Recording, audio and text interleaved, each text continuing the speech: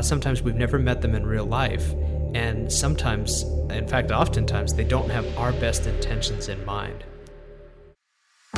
We've all heard the made-up fake news about politicians, celebrities, 5G causing COVID-19. And no, in case you saw this recently, CNN did not praise the Taliban for responsibly wearing masks while taking over Afghanistan.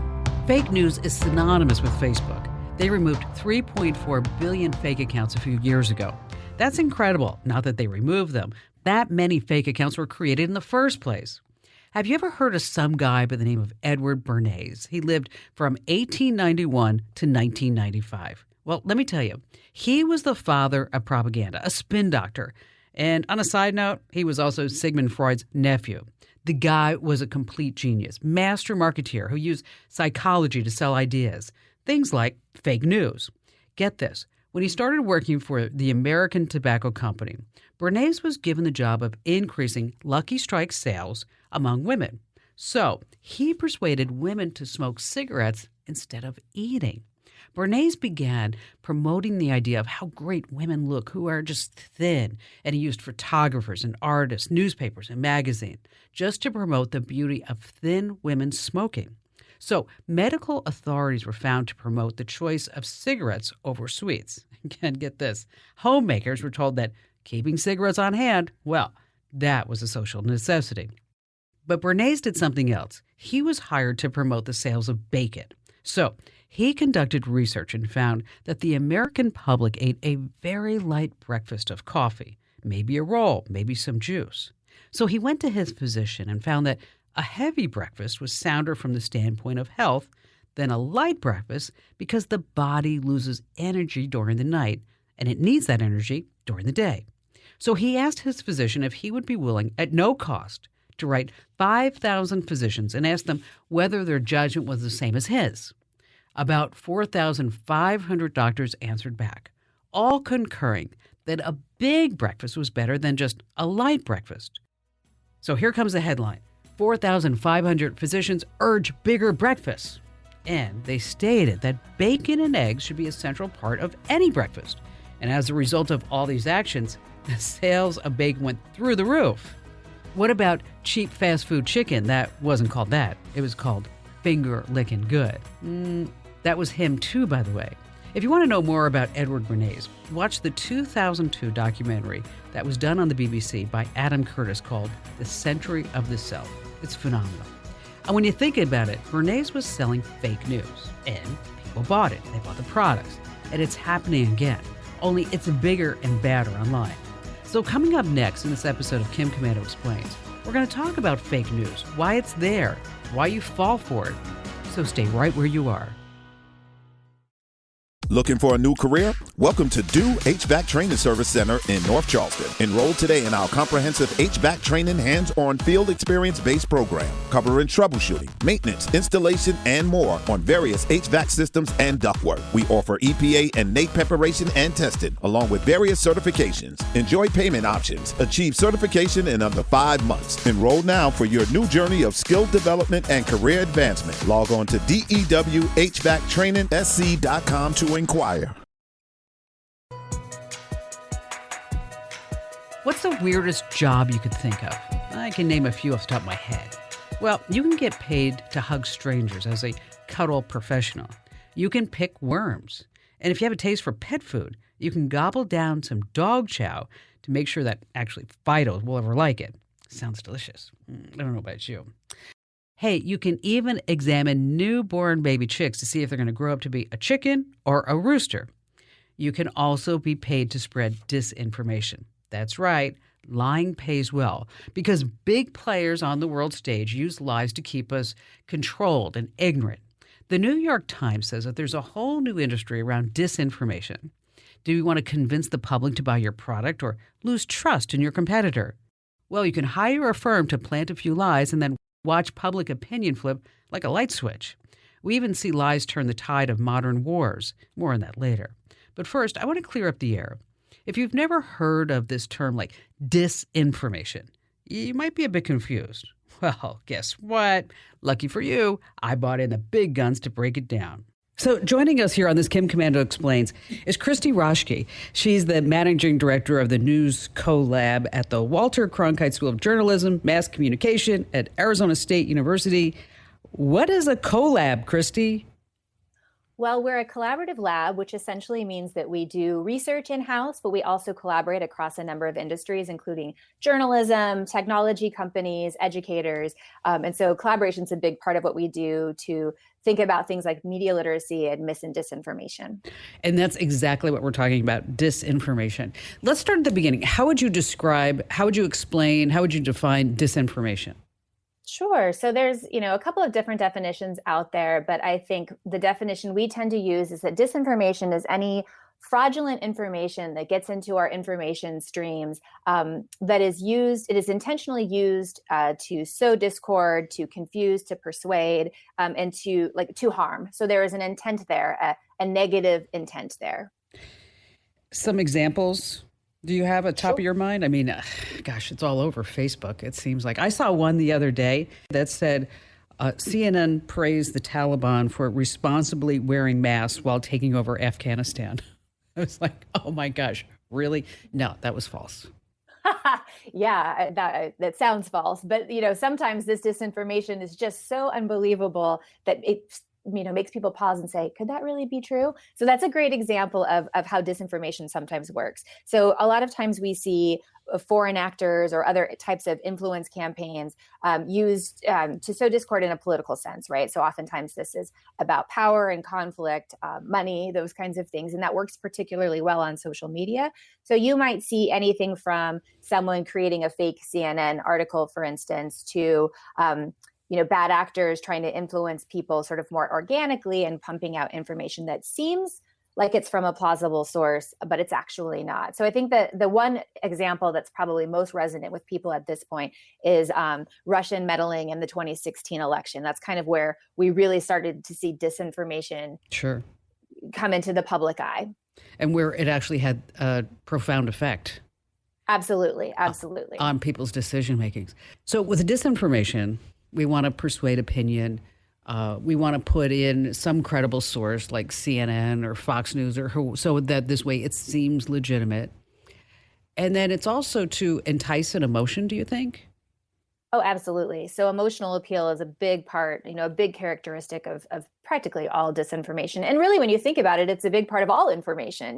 Even positive, credible information often uses emotional appeal or emotional words or interesting kind of salacious words to kind of catch people's attention.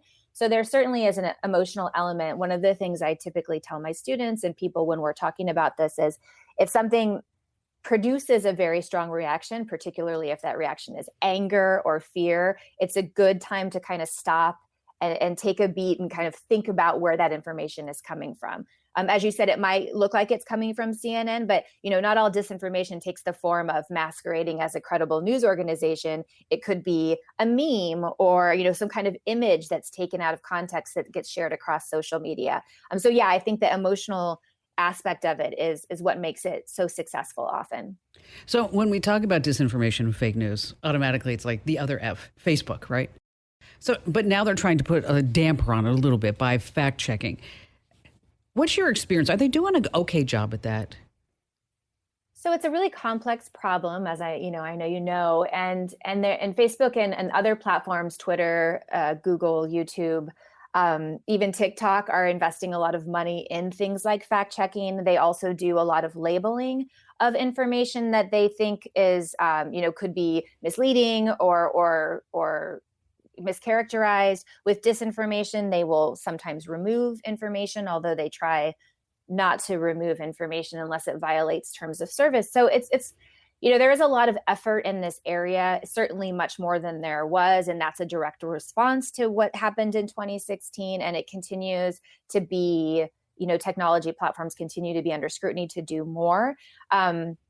But, the systems are also just built to make it so easy. So even with all of these mitigation strategies in place, there's always going to be that aspect of, Facebook and other platforms are designed to feed us information that attracts our attention. Yeah, And sometimes exactly. that is disinformation. And to keep us glued to the particular platform, right? I mean, Well, absolutely. That's how they make their money, right? So as long as there's a business imperative to keeping us on those platforms, people will find a way to add disinformation to the platforms. yeah, the algorithms are just fascinating to me about how we are being manipulated so that we keep our eyes on a particular topic, or it's going to feed us more things that we might be interested in. And so we only see news that we might agree to versus something else. And the same thing according with YouTube. What do you see with YouTube and disinformation and the conspiracy videos and how things are related and things that are suggested to you? Sure. So it's interesting because algorithms are both beneficial, but also can be harmful. If you think about how Netflix works, for instance, they use algorithms to tell us what movie we should watch next based on the movie that we just watched. So that's a fairly benign use of an algorithm. And certainly that's how these algorithms started out with YouTube and Facebook. It was, oh, you like this, let us show you more content that's similar to this that will probably, again, keep you engaged for longer. And so again, what's happened with these systems is that they've been co-opted by people who are sharing, extreme messages. Sometimes it's dangerous. Sometimes it incites violence. Those are the kinds of things that we hope that those will be removed from those sites. But there is mixed research out there about YouTube. So we've heard a lot about how that recommendation engine will feed up more and more extreme content to us as viewers and kind of further potentially indoctrinate us to certain topics. But there's other research that suggests that maybe it's not as strong a pull as we think it is. But it is a factor at work that a lot of people are just completely kind of unconscious to. And don't really realize how it works. And so, the next thing they know, they're watching content that they didn't mean to, they probably shouldn't have, and that can have lasting impact. Yeah, because once you see something, it's really hard to unsee it, isn't it? That's right. That's right. And that's true for words too. Once you see a headline that again, maybe it makes you really angry, it's hard to unstick that from your brain. Or that relative that wants to keep putting it in your face. It's like, okay, if you thought the family reunions were bad, just wait until they get an anonymous voice or they think they're anonymous on Facebook or someplace else. It's absolutely. It has certainly changed the discourse among friends and family, that's for sure. So when we start talking about disinformation, okay, of course, in order to find it, we're going to look for unusual URLs, right? I mean, if it ends in an .io or .co, I mean, chances are it's not these legitimate news sites. What are you seeing as far as any other type of trends that can help people spot the disinformation?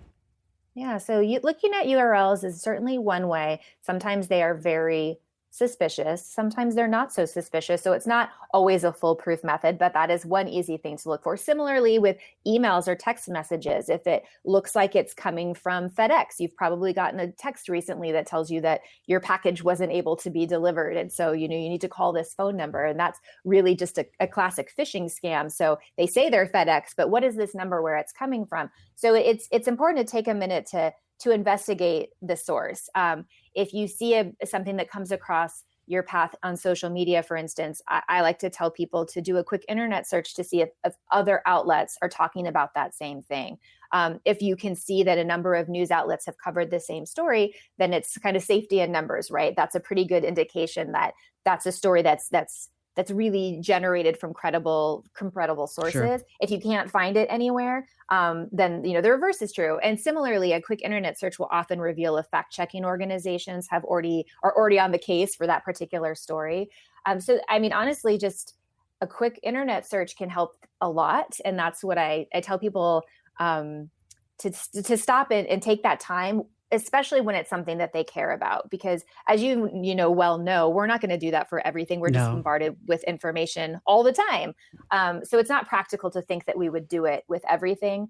But if we're really passionate about something, we should take the time to investigate. And before we share it with others, that's kind of the big tip I like to give. Before we make others believe the same thing, let's stop and at least verify it before we share it.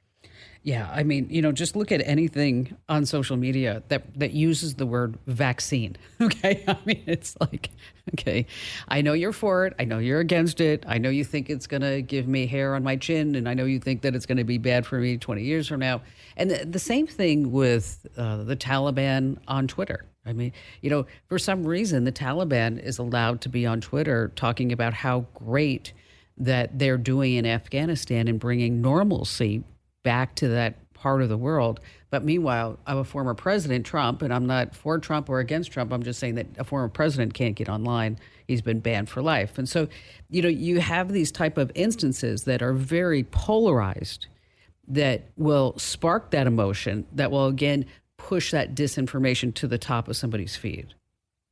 That's right. So, I mean, this is all about conflict. The examples that you mentioned are really they're important conflicts of our time, and they're top of mind for everyone. In the case of vaccines, it's also, it's our public health at stake. There's real health and safety concerns in both of the examples you've just given. I suspect the Taliban won't be on Twitter for much longer. I mean, that's just a guess. But there's also, so it's important to remember that this isn't just about like the news of the day and technology. They're really deep, geopolitical, social, historical contexts here that make these things bubble to the surface. And then the technology and the speed at which we can get information exacerbates these problems that were already there, right? And in some ways, this can be helpful, and in other ways, it can be very harmful. And we're just sort of catching up to the ramifications of all of this information being available. And it's interesting to think about the Taliban example. Twitter is an American company doing business in other countries, and depending on those countries, their terms of use may be different. So there's other implications in terms of like what Twitter rules are, say in Afghanistan versus doing business in the U.S. And so the companies themselves are figuring this out as they go too. So so are policymakers and heads of government. We're all figuring this out at the same time, but behind that is just these really deep-seated conflicts of a variety of sorts that cause us to be, I guess susceptible is a word, to these messages. But I think your advice of saying before you share it, before you react, just spend a couple of minutes. Just do a little fact check, right? I mean, look at the layout, dig deep, do a little cross-checking, do a reverse image search. So if you see this crazy picture, just, upload the picture into Google and see where else it appears, so that this way you are not spreading fake news. You are not spreading disinformation. Christy, thank you so much for joining us. Appreciate you being here. Thanks for having me. Bottom line, disinformation is everywhere, on your phone, in your social media feed, even on the battlefield. But why do so many people fall for the same old tricks? How can we recognize a lie before it just consumes us completely? Well, coming up next, psychological tricks to watch out for. I have some scary stories coming up. Did you know that social media lies helped the Taliban take over Afghanistan? That's right. Disinformation can shake the foundation of societies around the world. That's why it's so important to stay aware. Coming up next, we're going to talk about the psychological tricks, so stay right where you are.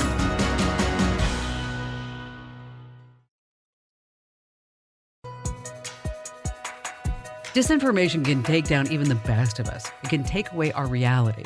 After all, when lies are really all you know, how could you possibly recognize the truth? All right, well, we're here to tell you what you need to know. Joining us now is Emerson Brooking. He's an expert who studies lies in real time, and that's just the tip of the iceberg. So, Emerson, tell us more about you. Sure. My name is Emerson Brooking. I'm a resident senior fellow at the Digital Forensic Research Lab of the Atlantic Council and co-author of Like War, The Weaponization of Social Media. Disinformation can be especially scary because it's so easy to fall for. Let's tackle the psychology of everything. And let's just use broad strokes for just a moment. How do and why do so many people fall for these tricks? So when we talk about disinformation, we're talking specifically about false or misleading information that's intended to deceive, where someone knows better, but they're still trying to guide you down a road toward believing that falsehood as well. So we think we know better than to fall for these falsehoods, but we really don't. And then they play upon our pride to lead us down to the conclusion that they want. So tell me, what are they really trying to get out of us when they're tricking us? Typically have a political or financial incentive to do that. And one reason that these campaigns are so insidious is that they often tell us what we want to hear. That's fascinating. Talk more about that. They play on our confirmation bias. They tell us that our pre-existing political beliefs are correct, or they tell us that there is a vast conspiracy and that you are one of the few protagonists who understands the truth. Okay, so we're more likely to fall for lies that paint us as a part of an exclusive group. You know, the chosen ones, the enlightened people who know better than the rest. A lot of times, disinformation offers agency and meaning for people who have so little of it. Yeah, they're playing on our pride in a way. It's like they're appealing to our desires to feel better than everyone else. It reminds me of a survey from a few years ago. 65% of Americans think that they're smarter than average. Well, except for me. I know that I am. Sorry. But it comes down to cognitive bias. Most people tend to overestimate their own abilities, at least compared to the abilities of people around them. And that's not necessarily like a bad thing. Having self-confidence is healthy. But overconfidence, that's the difference. It can make you blind to your weak spots. And that's where disinformation sneaks in. So that's why we're so inclined to believe it. And the people who spread these falsehoods, they know all this. And so they target particular communities and demographics. They understand the stories that people want to hear, and they tell them, regardless of their bearing on the truth. So when people spread disinformation, they're often trying to play upon our emotions. Go more in depth on that. When someone is designing a so-called disinformation campaign, what are the weaknesses that they are really trying to exploit here? So the thing that plays most in all disinformation campaigns is outrage. Outrage and anger are the emotions that resonate the most online. Absolutely. When a website makes us feel strong emotions, we're going to stay on it much longer than, say, this boring website you just click off and you're like, okay, well, that was a complete waste of time.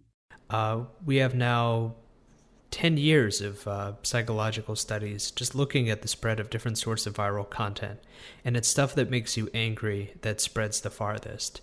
You're right, Emerson. And now that's, there's the obvious stuff. There's stuff like war crimes or acts of brutality that you read about abroad. But it's more mundane stuff. Some of the most viral stories are stories that involve airlines cheating people out of their miles, or just being, mean to people and cheating them out of what they deserve. Disinformation can be dangerous, but it can also be, well, I guess, pretty mundane. Even though it's just a story about airlines, it's also programmed in the same way to make you angry. Virtually all political news spreads by making you angry. And when we talk about the sort of the spectrum of emotions, these are emotions that have an element of psychological arousal. Okay, what does that mean exactly, Emerson? They fire you up. They make you want to do something. They make you mad. And that we distinguish that from sympathetic emotions that bring you down a little bit. Sadness is a sympathetic emotion where you're feeling empathy for somebody. But sadness alone doesn't make you want to, shout from the rooftops that something is wrong and to share it as widely as possible. It's anger that does that.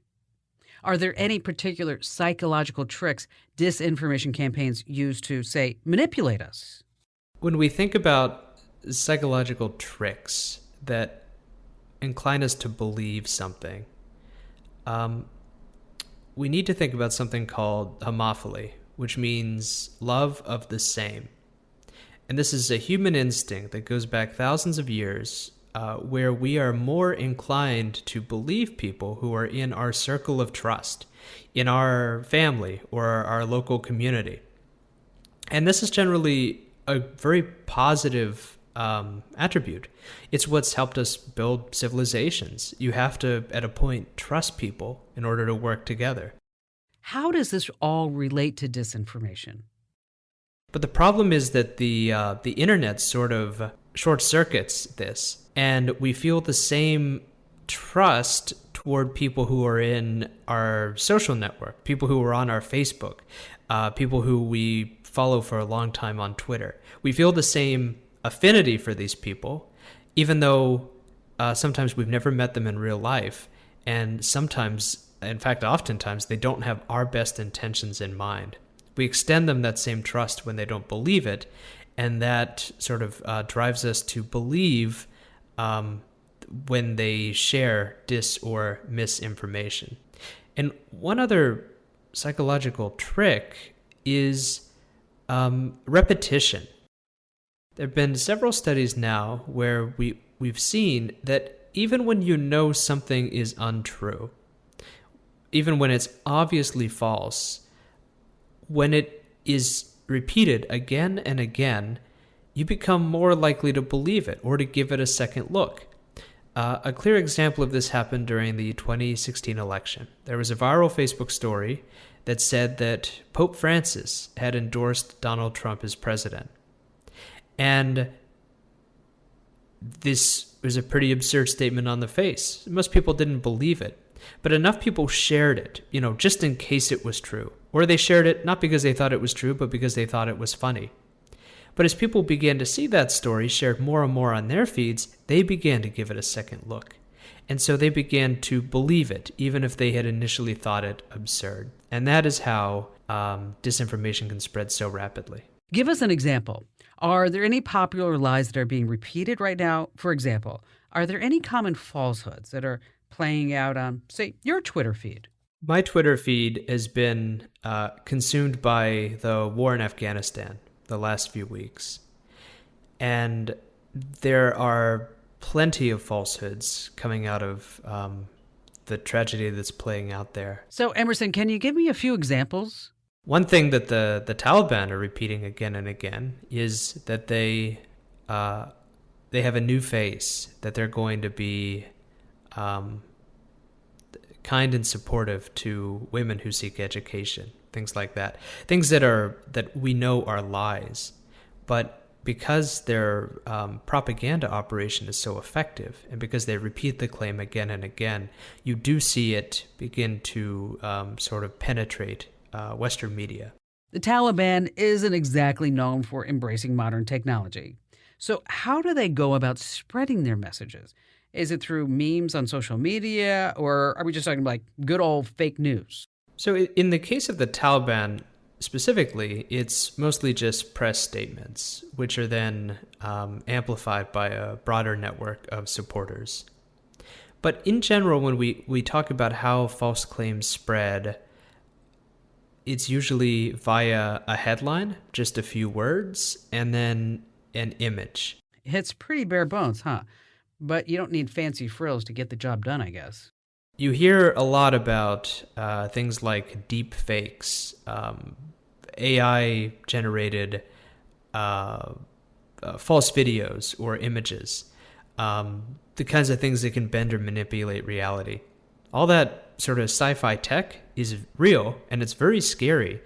But frankly, when we talk about disinformation, you don't have to worry about all that stuff, because we are just as susceptible to very easily doctored falsehoods. So you're still susceptible to old tricks you may have thought you could spot a mile away. Many of us think we only have to look out for the incredibly advanced tech out there, but old tools work because disinformation gets its power through psychology. Coming up next, Emerson and I are going to be talking about the ways that liars try to hack our brains. Yeah, stay right where you are.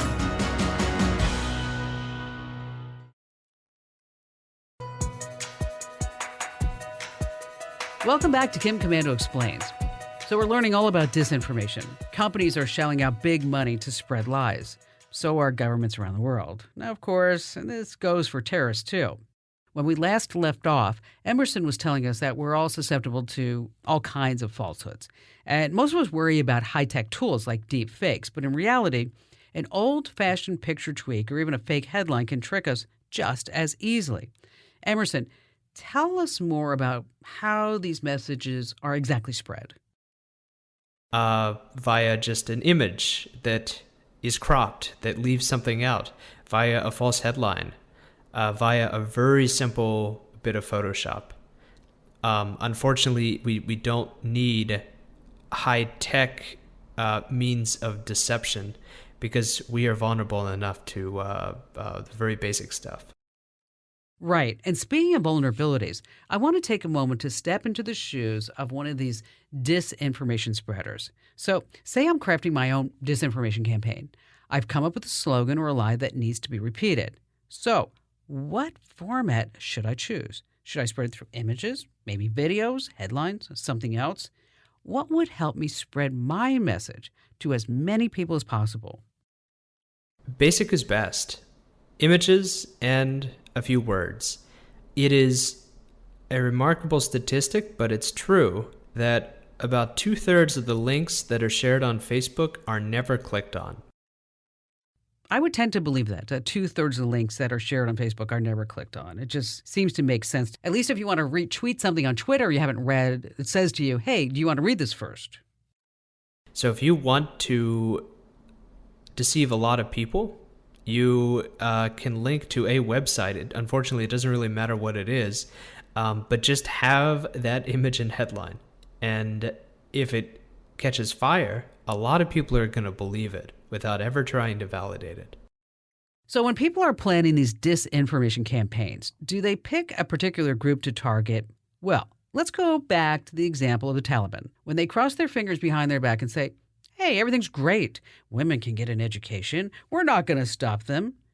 Who are they really targeting that message towards? Mm-hmm.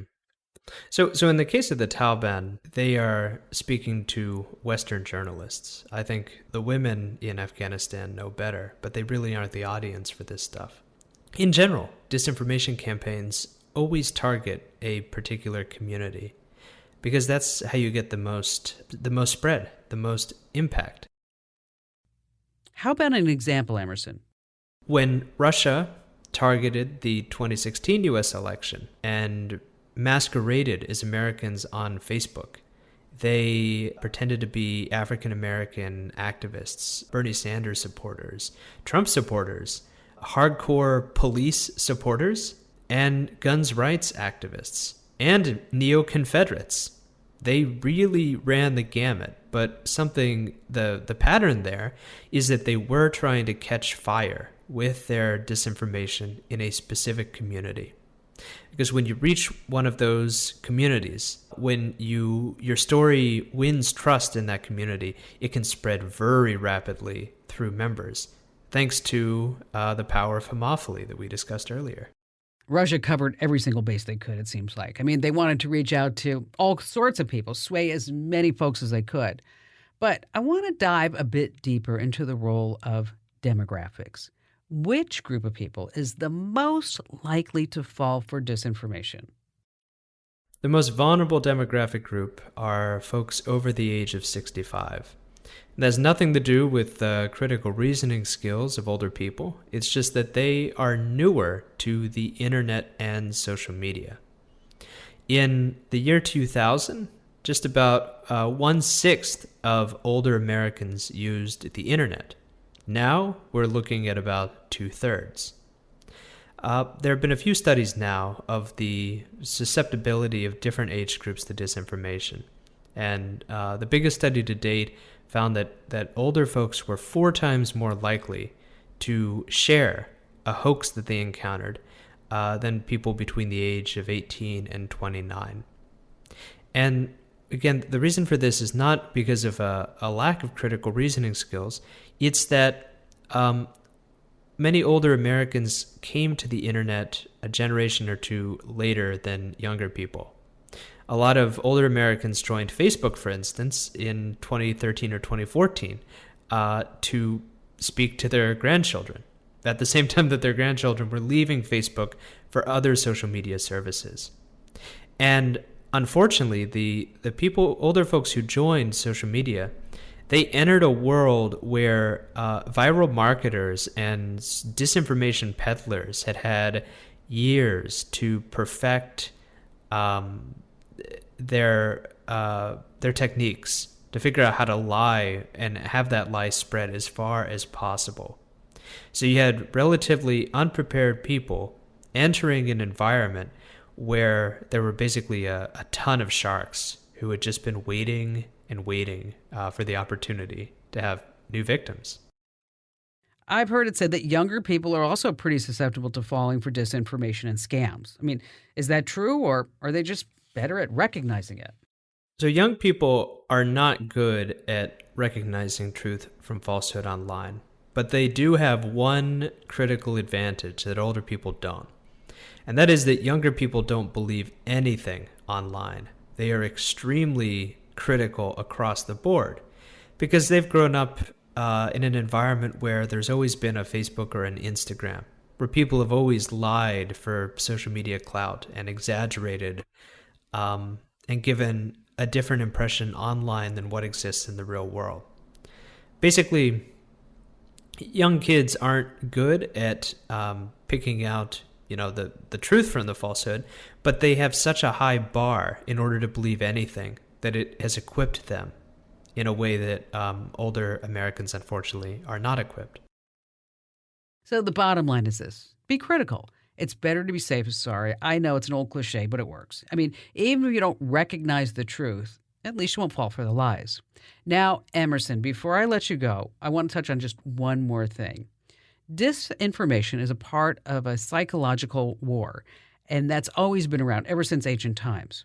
Now, can you elaborate? Can you talk a little bit about how modern tech is breathing new life into these age-old tactics? War is just a political contest. It's a contest between people with two different perspectives who can't resolve their differences by any other means. And when you're in a war, you are trying to convince the other side that you're going to win, that you can hurt them, but they could also surrender, and you could win that way. And of course, there's social media. What role does social media play in all this? What social media has done is radically changed how people in war can talk to each other. It used to be you could only talk via letters or via one-way radio, which was complicated because of jamming and all sorts of other things. Now there's a strange sort of a new battleground online where both sides in a conflict can go and speak to each other, even if they would do violence to the other person if they saw them in real life. And not only that, but it's not just a conversation between these two sides. There's also a global audience who are watching at all times, or the population in which the war is taking place. They're also watching this ongoing discussion.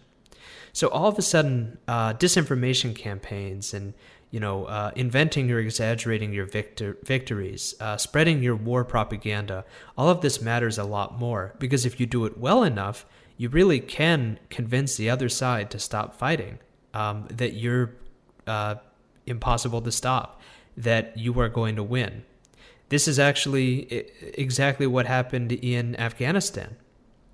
The Afghan army largely disappeared without a fight. And this wasn't because the Afghan army wasn't brave. It was because the Afghan army was no longer paid. They had no air support. Many of them were starving.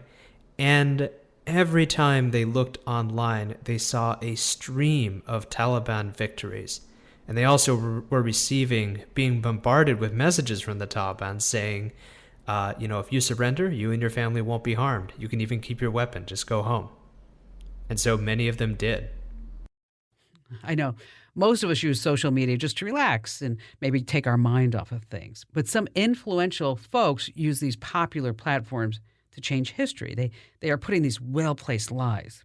And like Emerson said, this is happening right now before our very eyes. And that's why you need to know about it. All right, maybe you saw this story online. A Wisconsin woman accidentally shot a friend while using the laser sight on a handgun to play with a cat. Yes. A 19-year-old woman said she was visiting a friend's apartment where a 20-year-old man had brought in a handgun.